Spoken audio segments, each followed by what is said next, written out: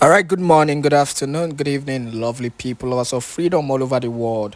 Wherever you're joining us from today, you're highly welcome to my YouTube channel. I give you the updated news and information on this wonderful channel. All you have to do is to follow me back to back and to get your updated news and your updated information as I'm going to give you the matter where I carry come for you. Now, straight to the news because we all know what is happening in Abuja currently. You know, the state of the insecurity that is ravaging the state, the country, or the contraption called Nigeria. You know, I keep on saying you cannot eat your cake and have it. The Nigerian government have been so wicked and heartless to the Biafrans. The way they've been treating the Biafrans, despite the contribution that the Biafrans has made, in the development of this country, despite the marginalization, despite everything, yet the security agencies have been killing innocent Biafrans in Biafran land. The news coming to us coupled with the fall of Nigeria because as we all know, Nigeria is in a state of disarray currently. If you go to Kaduna, they are shooting down the military over there.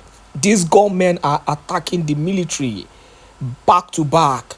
Go to other parts of the state, you see high level of insecurity that is destroying the country. The military are going down on daily basis. Now, the news that we brought to you: gunmen invade army estate in Abuja, kidnap lawyer's wife and in-law.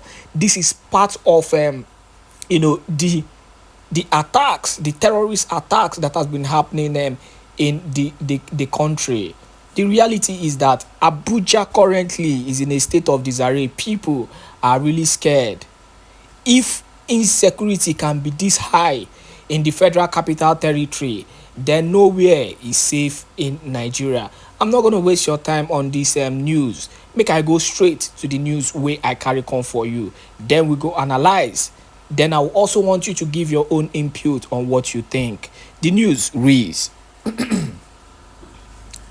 some kidnappers have reportedly invaded the Nigerian Army estate at Kurudu Phase 2 in the Federal Capital Territory and kidnapped two persons. It was learned that the incident happened on Thursday at about 10 p.m. The government reportedly kidnapped the wife and one of the in-laws of one barrister, Siri Adiku. One of the witnesses who confirmed the incident to our news platform noted that the wife of the lawyer was one of those abducted.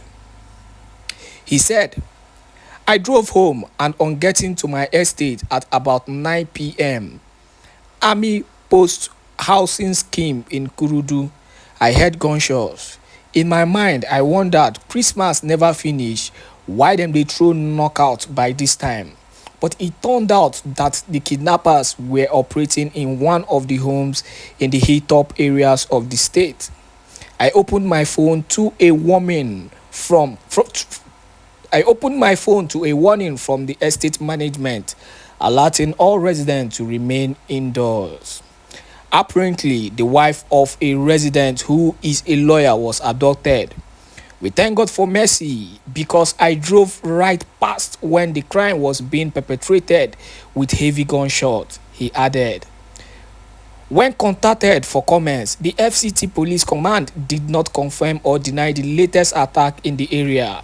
The spokesperson for the command, Josephine Ade, told journalists to channel all their questions to the spokesperson for the army. And that is that on that issue. The Nigerian police always trying to exonerate themselves, from the issue of insecurity. These are part of the problem that the country is undergoing at this critical time. It don't they happen. Shebi, when Simon, the leader Onyendu Mazinamdi Kanu, was telling the Nigerian government that Nigeria will fall. It will get to a level that the country will fall. Everybody felt it was a joke. They felt he was speaking rubbish.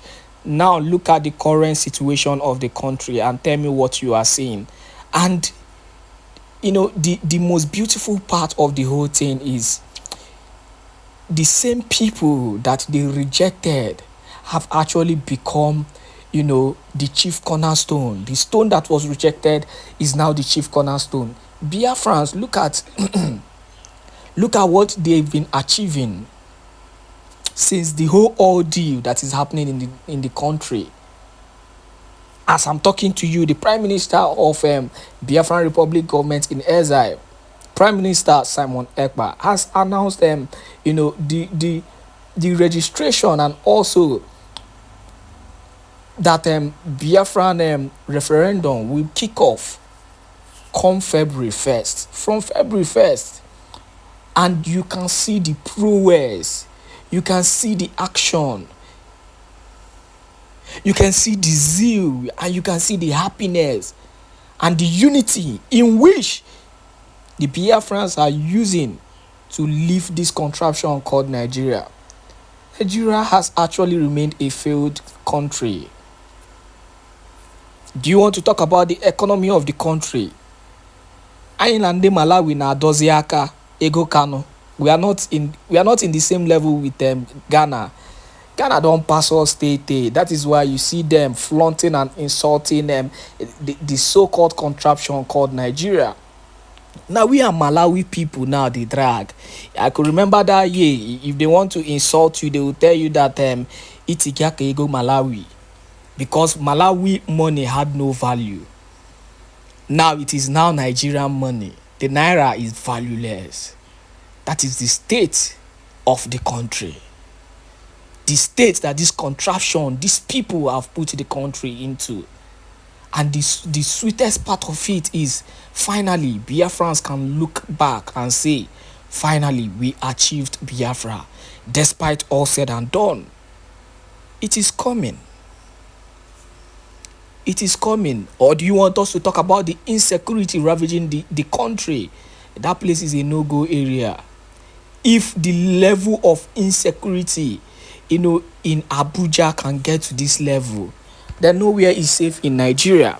The only safe place we have is Biafran land. Forget about this thing that the media outlets are propaganding, one, and also the Nigerian security system are propaganding in southeastern part of the country. Southeast Biafran land remains the safest place to be right now in the country. Do you know why? Because the Biafran Liberation Army and the rest of these powerful and gallant Biafran men have laid down their life to secure the state. They've laid down their life to defend Biafran land. They've laid down their life to defend their people. That is why it is safe. So no matter what the Nigerian security terrorist organization have been trying to do through their security agencies, deploying military, deploying weapons, weaponizing the whole state in Biafran land, no matter what they've been doing, no matter how they try to achieve this, one thing I know and one thing I'll keep on saying is the Biafran land remains the only legit and safe place to be at right now. If you're still, those doubting Thomases that have been doubting the struggle, you know me, you know how I talk. I try to be straightforward about my views. But the reality is that Biafran freedom is here. Like, it is here. And it is so marveling that it took Simon Ekpa in less than a year to achieve this. Despite all said and done, despite those who doubted him, despite those who fought him. So this has proven to the world that truly Nnamdi Kanu really ordained them, Simon Ekpa, to get to this level. Because you cannot tell me that that man was not anointed by Nnamdi Kanu and yet he got to the level that he got to. Simon Ekpa has really proven to be a hero to Biafrans, and that is why Biafrans will continue to love him. Now, so it be for my mouth today. Thank you once again, beautiful people, for joining this wonderful news platform to get the updated news. Do not forget to choose the news as it hot, as it happen for Biafran land. Thank you, God bless you, and thank you once again for joining us.